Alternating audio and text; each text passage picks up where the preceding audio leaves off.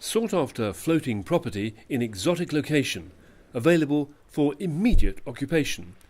Tenancy expired, to be renegotiated. Period seaside home needing some attention. Vacant possession assured owing to shortage of assets.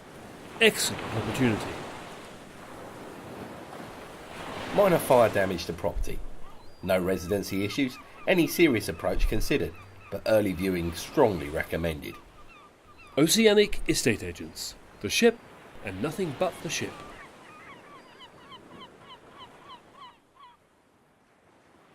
These sunny phrases, as used by estate agents, may seem a strange way to envisage the realities of the abandonment of seafarers. But the truth is, these three crews were treated as if they simply didn't exist. In all the three cases above, crews were left in desperate conditions after their owners simply abandoned them and their ships, in one case for 21 months, in another to imprisonment when a fire broke out on board. The Mission to Seafarers has a presence in 260 ports in 71 countries across the world. Our chaplains and their teams in many of those ports have seen cases of abandonment. One that I saw recently for myself took place in the port of Mombasa in Kenya. When the crew of the Lanka Mahapola came to the mission, they told me that they had no fresh food, no water, no power at night. So we bought them candles, we bought them plenty of fresh supplies. They took me onto the ship and they showed me around, and it was grim, and clearly they were almost destitute.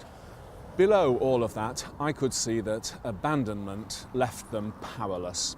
But once they'd told me, and I was able to put them in touch with the Transport Workers Federation, the ITF, and also with phone cards, they could call their families and they could call the company headquarters back in Colombo in Sri Lanka. Then they began to feel that they had more control of the situation. There were more options available to them. And so they pursued it, and we supported them, and eventually we got them their tickets home and they got their back pay. Abandonment is an extremely important theme because it's a terrible thing for seafarers to undergo. It means that they're cut off from their families, they're in isolation, they've nobody really knowing about them, unless, of course, we as a Mission to Seafarers, or the port authorities, if they're sympathetic, get in contact with them and look after them. Otherwise, they're on their own. The company's not thinking about them, the world's not thinking about them, commerce isn't thinking about them, so it's up to us, at the very least, to go in and make sure they've got the necessary food, water and wherewithal to live until we can get their situation sorted out. There are many excellent shipping companies, but the world of seafaring is often a hidden one, and difficulties can go unnoticed. I'm here in Belfast today, where Sea Sunday will be celebrated in churches across the city, as it will be in so many other places around the world. It's a chance to focus on seafarers, so often forgotten and yet so vital to us all. Sea Sunday is very successful for us in this parish because it gives us a unique opportunity for that Sunday in the year to focus exclusively on the seafarers and the work that they do, because it is an onward journey for us, not isolated for a once off, but an ongoing journey that further enriches our awareness of seafarers and their needs. The mission's work covers so much, not just the most tragic and dramatic. Our centres provide a warm welcome in a safe and friendly environment, together with those vital communication facilities that make it possible for seafarers to contact home. Our minibuses enable seafarers to access and connect with local communities.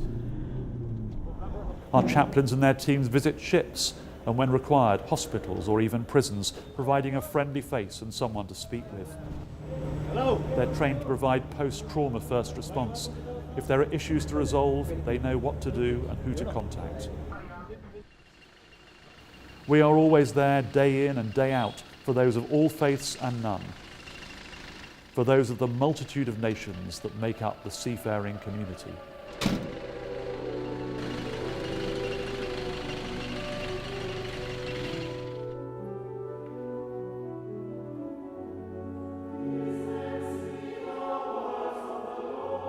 From its early days long ago, the mission has been motivated by its profound sense of Christian purpose, something celebrated and reaffirmed annually here in our London base at St Michael Paternoster Royal, as well as in so many other churches across our global network. Despite great distances and diverse cultures, our shared faith ensures a strong sense of unity and a determination to support one another. Storms at sea feature in many Bible stories. They remind us of the God who is with us, even in the very heart of the seas. Storms come in many different forms for those who go down to the sea in ships, including abandonment. The mission exists to share with all seafarers in so many different ways the love of God who never abandons us. We have been doing so now for nearly 160 years. With your help, we will go on as long as our work is needed.